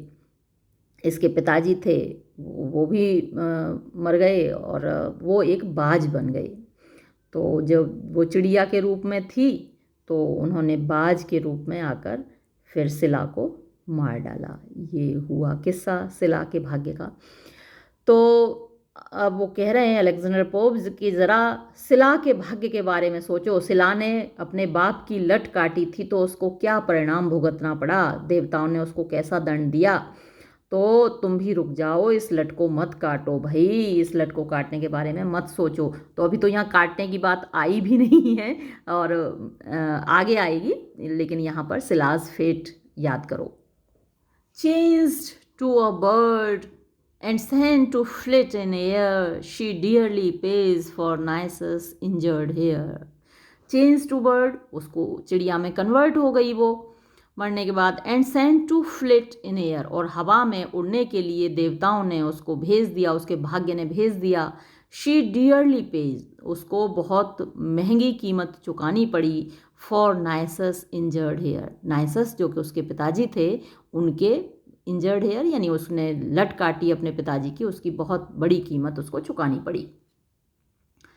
But when to mischief mortals bend their will, लेकिन वैन जब टू मिसचीफ शैतानी के लिए, मॉर्टल्स यानी नश्वर इंसान, बैंड देयर विल यानी अपनी इच्छा शक्ति को झुका लेते हैं, यानी जब बदमाशी करने पर ही तुल जाते हैं, पाप करने पर ही तुल जाते हैं, हाउ सून कितनी जल्दी, दे फाइंड वो हासिल कर लेते हैं, फिट इंस्ट्रूमेंट्स सही हथियार, ऑफ इल यानी बुरा काम करने का। तो उनको बुरा काम करने का हथियार भी मिल जाता है। Where there is a will there is a way, जहाँ चाह वहाँ रहा। अगर आपके मन में अच्छा करने की चाह है तो उसके रास्ते मिल जाते हैं, बुरा करने की चाह है उसके रास्ते मिल जाते हैं। तो बुरा करने के भी उनको हथियार मिल गए। जस्ट देन क्लैरिसा, तो अभी तक तो इस कैरेक्टर को इंट्रोड्यूस किया नहीं गया, थर्ड कैंटो में ही ये नया कैरेक्टर आया है। तो उसी वक्त क्लैरिसा ने ड्रू निकाली, विद टेम्पटिंग ग्रेस, टेम्पटिंग माने अट्रैक्टिंग, ग्रेस ब्यूटी खूबसूरती। तो बड़े अट्रैक्टिव तरीके से, खूबसूरत तरीके से निकाला किसको, अ टू एज्ड वेपन। तो अब देखिए, दो धार वाला हथियार, दो धारी तलवार होती है, तो लेवल वही है। देखिए जो सब्जेक्ट मैटर है इस एपिक का वो तो आप देख ही रहे हैं, ट्रिवियल है, लेकिन बात कहने का तरीका देखिए और एक्सप्रेशन का तरीका देखिए, प्रेजेंटेशन का तरीका देखिए कि 2 धार वाला हथियार निकाला फ्रॉम हर शाइनिंग केस, अपने चमकते हुए केस से, जैसे 2 धारी तलवार म्यान में से निकाली हो, वैसे ही क्लैरिसा ने बड़ी खूबसूरती से 2 धार वाला हथियार निकाला अपने चमकते हुए बैग में से। 2 धार वाला हथियार क्या है यहाँ पर? सीजर्स है, कैंची है। सो लेडीज, इसी तरीके से लेडीज इन रोमांस, रोमांस यहाँ मेडिवल टाइम के रोमांस, रोमांटिक बुक्स थी या फिर प्रोज में, पोइट्री में ही लिखे गए थे रोमांसेस सारे मेडिवल पीरियड में। तो उनमें बड़े बड़े वॉरियर्स की डिस्क्रिप्शंस थे, कैसे उन्होंने युद्ध में भाग लिए और कैसे उनकी प्रेमिकाओं ने, उनकी औरतों ने उनको शस्त्रों से सुसज्जित करके बैटल ग्राउंड में, बैटल फील्ड में भेजा। तो उसी वैसा ही डिस्क्रिप्शन दिखता है जैसा अब यहाँ पे दिख रहा है। सो इसी प्रकार लेडीज़, औरतें इन रोमांस, यानी उन मेडिवल रोमांसेस में, प्राचीन काल के रोमांसेस में असिस्ट, मदद करती हैं देयर नाइट, अपने सरदार की, यानी अपने वॉरियर्स की, योद्धाओं की मदद करती थीं औरतें। हमारे यहाँ भी तो है, छत्राणी हाथ में तलवार देके और तिलक लगा के भेजती थीं कि जाओ बेटा, अपने बेटे को, अपने पति को, अपने पिता को तिलक लगा के और हाथ में तलवार लेके भेजती थीं कि जाओ युद्ध से पीठ दिखाकर मत आना, आपकी डेड बॉडी आनी चाहिए, आपके पीठ पर वार नहीं होना चाहिए, आपके सीने पर वार होना चाहिए दुश्मन की तलवार का। तो सीने पर घाव खाकर आना, पीठ पर घाव खाकर नहीं आना, ये छत्राणी सिखाती थीं। जो हमारे यहाँ क्षत्रियों की रेस रही है, प्रजाति रही है, वो इसी प्रकार की रही है। एक जमाना था जब 18 साल से ऊपर के क्षत्रिय ही खत्म हो गए थे, वर्ण व्यवस्था में क्षत्रियों को ही लड़ने भेजा जाता था। तो अब यहाँ पर असिस्ट देयर नाइट, अपने योद्धाओं को भेजती हैं। प्रेजेंट द स्पीयर, प्रेजेंट माने उनको देती हैं, हाथ में पकड़ाती हैं, द स्पीयर भाला, एंड आर्म हिम, और उसको आर्म से, हथियारों से सुसज्जित करती हैं, फॉर द फाइट, लड़ाई के लिए, युद्ध के लिए। He takes the gift with reverence, he takes वो लेता है, द गिफ्ट इस तोहफे को, इस उपहार को, विद रेवरेंस सम्मान के साथ, सर झुकाकर, है ना, क्षत्रिय स्वीकार करते थे अपनी पत्नी के हाथ से उस तलवार को सर झुकाकर, मतलब औरतों की बहुत इज्जत करते थे क्षत्रिय। एंड एक्सटेंड्स, और आगे बढ़ाता है, लेकिन कहाँ इनकी तुलना, पीटर की तुलना मैं क्षत्रियों से करने बैठ गई। एंड एक्सटेंड्स, और आगे बढ़ाता है, द लिटिल इंजन, उस छोटे से हथियार को, on his fingers ends, x tends फैलाता है आप कह सकते हैं। तो कैंची को फैलाया जाता है ना, एक उंगली इधर जाएगी, एक उंगली उधर जाएगी, तभी तो कैंची खुलती है। तो वो खोलता है उस लिटिल इंजन को ऑन हिज फिंगर्स एंड्स, अपनी उंगलियों के किनारों से। This just behind Belinda's neck he spreads, और दिस, इसको यानी कैंची को, जस्ट बिहाइंड, ठीक पीछे, बेलिंडाज नेक, बेलिंडा की गर्दन के, ही स्प्रेड्स, वो फैलाता है। As over the fragrant steam she bends her head, as, जब, ओवर, ऊपर, द फ्रेग्रेंट स्टीम, उस खुशबूदार भाप के ऊपर, शी बेंड्स, वो झुकाती है, हर हेड, अपना सिर। तो कॉफ़ी का कप रखा हुआ है बेलिंडा के सामने, और उस कॉफ़ी को सिप करने के लिए बेलिंडा जैसे ही गर्दन झुकाती है, वो कैंची को उसकी गर्दन के पीछे फैला देता है। Swift to the log, 1,000 sprites repair, 1,000 wings by turns blow back the hair. Swift, बहुत तेजी से, to the log, उस लट की तरफ, 1,000 sprites, 1,000 आत्माएं यानी सिल्फ्स, परियां, रिपेयर यानी दौड़ती हैं, इकट्ठा हो जाती हैं उस लट के चारों। 1,000 विंग्स, हजारों पंख, बाय टर्न्स, बारी बारी से, ब्लो बैक, पीछे की ओर हवा मारते हैं, फूंक मारते हैं, द हेयर, उस लट को अपनी पंखों से हवा चला चला के, फैन चला चला के कोशिश करते हैं कि लट कैंची से दूर हो जाए, कैंची की गिरफ्त में कैंची की पहुंच से बाहर हो जाए, बहुत कोशिश करते हैं बेचारे। एंड थ्राइस दे ट्विस्ट, और 3 बार उन्होंने टक से मार के, धक्का मार के हिलाया। The diamond in her year, उसके कान में जो डायमंड लटका हुआ है, ईयर रिंग लटका हुआ है, उसको 3 बार हिलाया, खींचा। थ्राइस शी लुक्ड बैक, और 3 बार उसने मुड़कर देखा। And thrice the foe drew near, और 3 बार उसने ये देखा कि जो फो है, दुश्मन है, वो नियर आ रहा है, पास आ रहा है। जस्ट इन दैट इंस्टेंट, अब जस्ट इन दैट इंस्टेंट, ठीक उसी पल, एंग्शियस माने वरीड, चिंतित, एरियल जो कि मुख्य शिल्प है, इससे आप परिचित ही हैं, सॉट वो ढूंढने लगा, खोजने लगा। द क्लोज रिसेसेस, क्लोज माने गहरे, रिसेसेस यानी जो गुफाएं हैं, गहरी गुफाएं हैं, ऑफ द वर्जिन्स थॉट, उस लड़की के ख्यालों की। तो बेलिंडा के ख्यालों की जो गहरी गुफाएं हैं, उनमें एरियल घूमने लगा और ढूंढने लगा कि आखिर बेलिंडा के दिल में है क्या, बेलिंडा के ख्यालों में है क्या।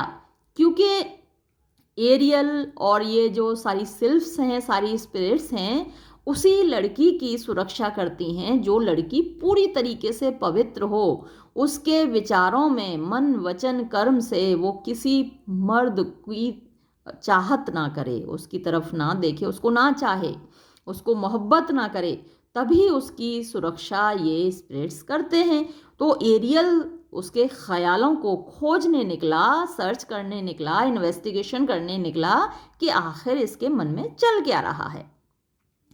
As on the nosegay in her breast reclined, he watched the ideas rising in her mind. हो। As on the nosegay, nosegay nose नाक होती है और गे माने खुश होना होता है। गे वो वाला गे तो है नहीं जो आधुनिक काल में इसका अर्थ हो गया है। गे बहुत प्यारा शब्द हुआ करता था। गे का मतलब खुशनुमा होता था, प्लीजेंट होता था। जो व्यक्ति बहुत हंसता खेलता रहता था उसको गे बोला जाता था।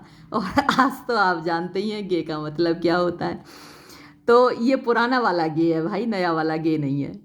तो नोज गे यानी नाक को जो खुश कर दे, तो ये क्या होता है, फूलों का गुच्छा।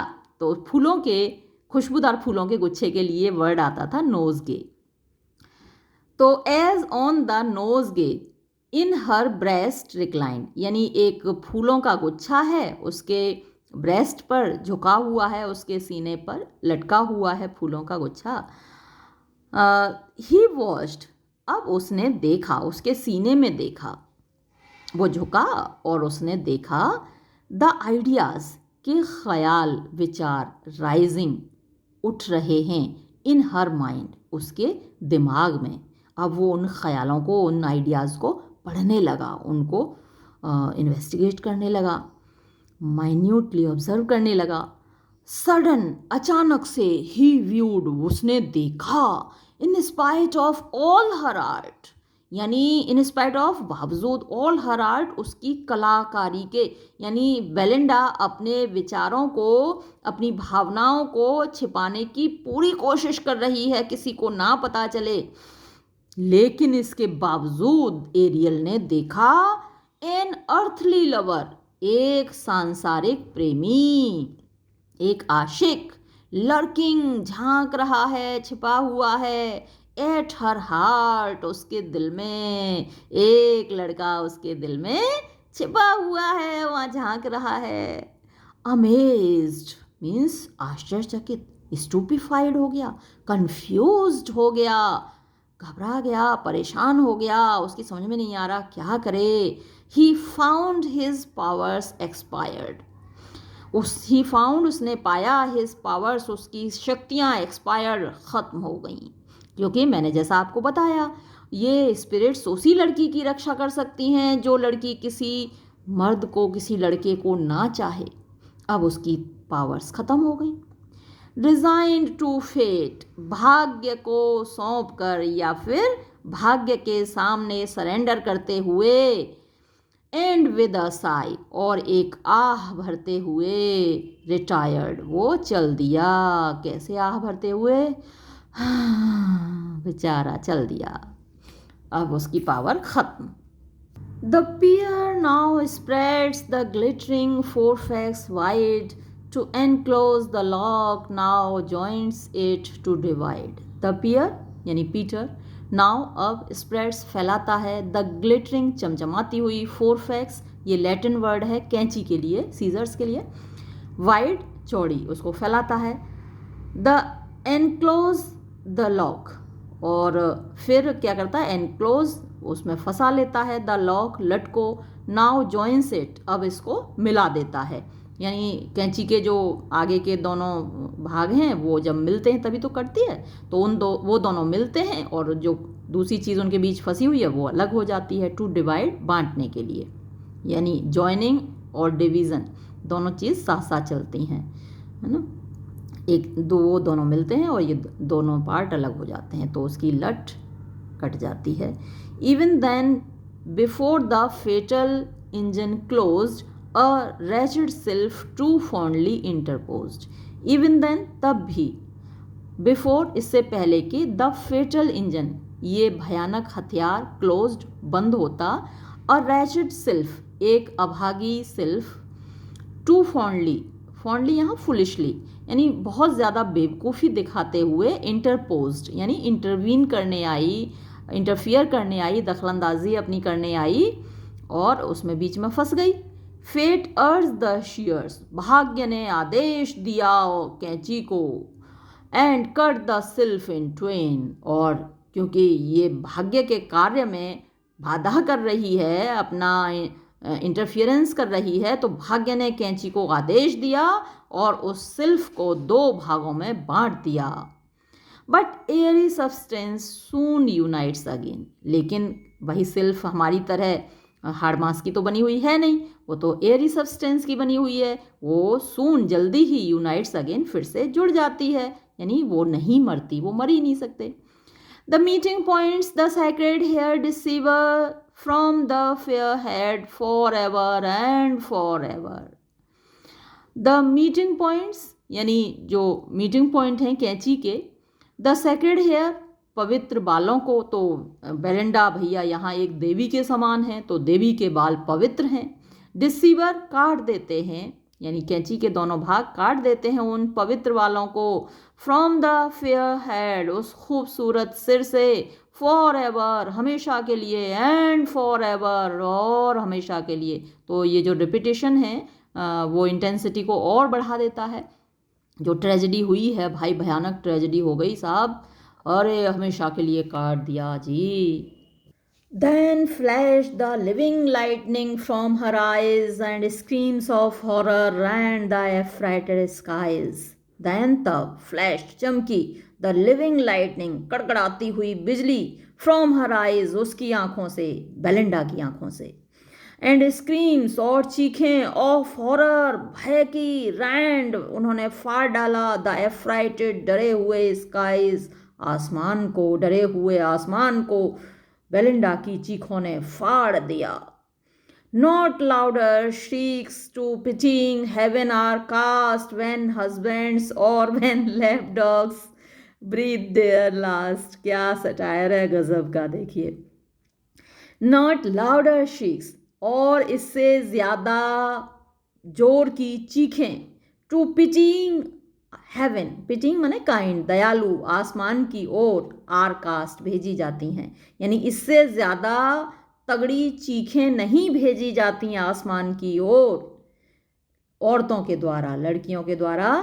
वैन हस्बैंड्स जब उनके पति, और वैन लैप डॉग्स या फिर जब उनके पालतू कुत्ते, तो पति और पालतू कुत्ते इक्विवेलेंट हैं एक दूसरे के, यहाँ पर उतना ही महत्व देती हैं पति को जितना पालतू कुत्ते को देती हैं। तो जब उनके पति मरते हैं या उनके पालतू कुत्ते ब्रीद देयर लास्ट, तो ब्रीद देयर लास्ट माने अपनी अंतिम सांस लेते हैं।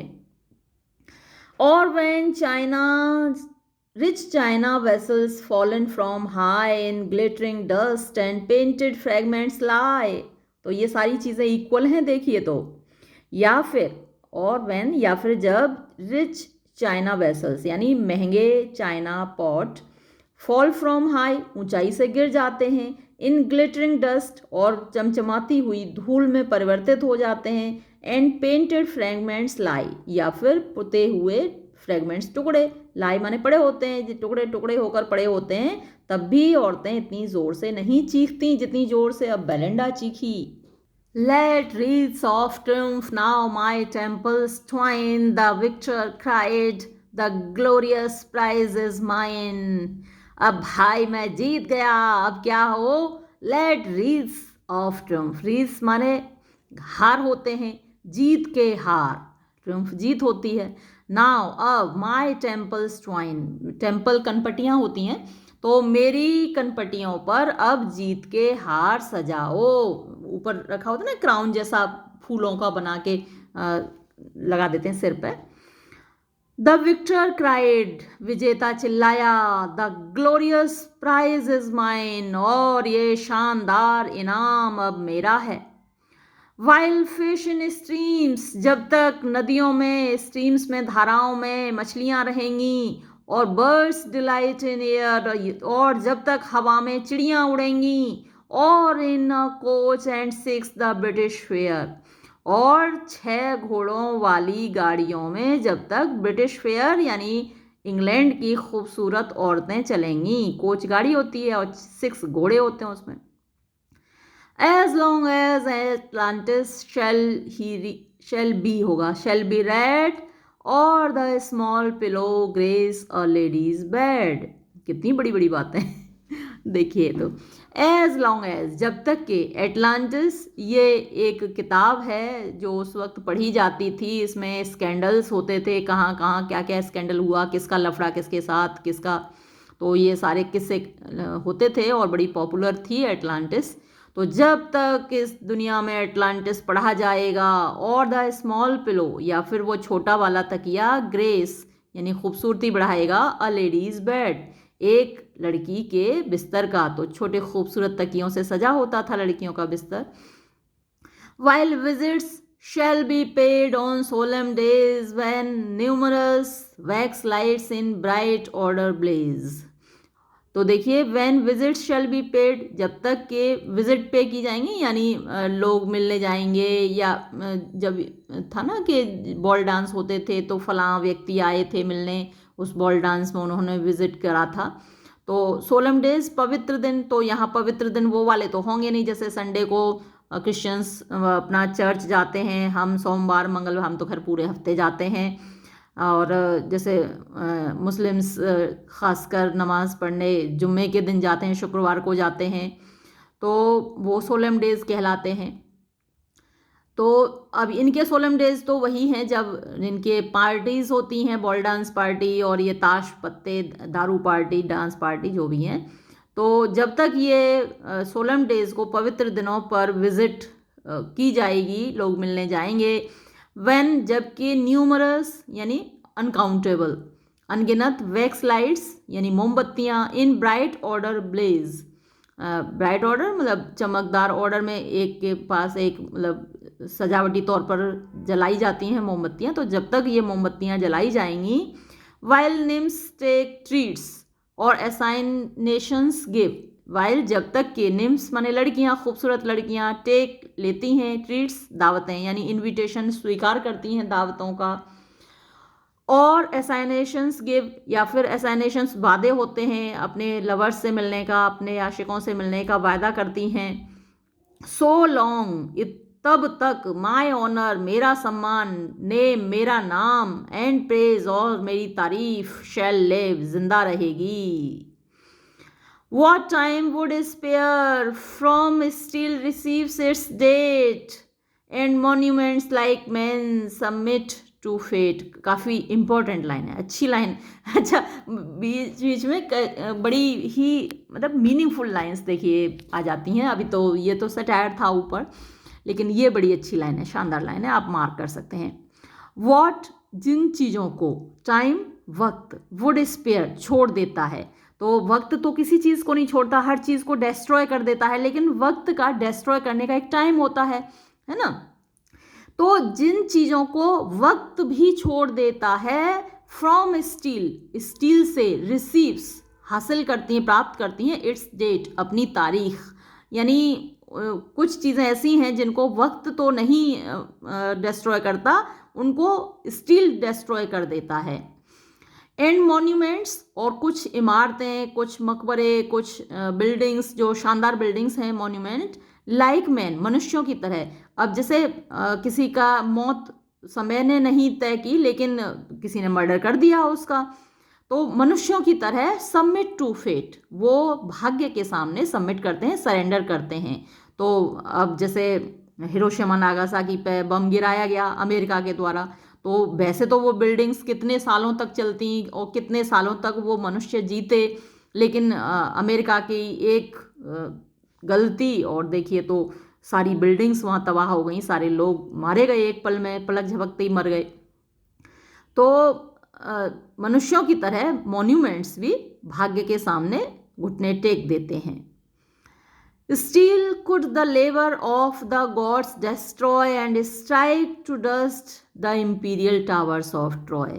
तो आपको मालूम है ट्रोजन वॉर हुआ था हेलेन की वजह से।